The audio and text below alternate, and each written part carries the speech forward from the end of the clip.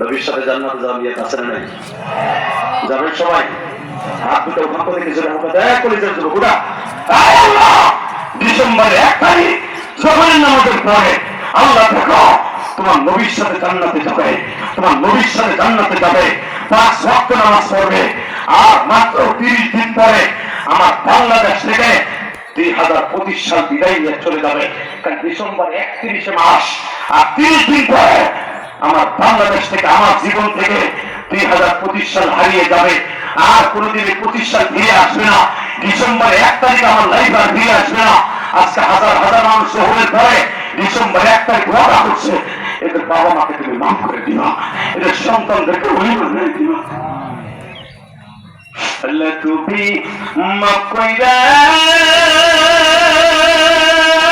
দাও এই টাঙ্গাইল কালীহাতি বাসী রে, মাফ করিয়া উঠাইবা হাসর। বাবা আমার দিকে তাকে আমি তোর দিকে হাতটা করে আমি আপনার মতো মা, আমি আপনার মতো গুণাগার। এই ময়দানে আমার মতো গুণাগার কেউ নাই, সবাই নেককার, আমি গুণাগার। আমি গুণাগারের কথা শুনে আল্লাহ হুকুমে কাঁদছেন। আজকের চোখের পানি মলাই ফিরে দিবে না। আমার মতো যাদের মা হারা ফেলছেন কবরে, বাপ কবরে, একদিন আপনিও কবরে চলে যাবেন, আপনার ছেলে মেয়েরাও বলবে আমি এতিম।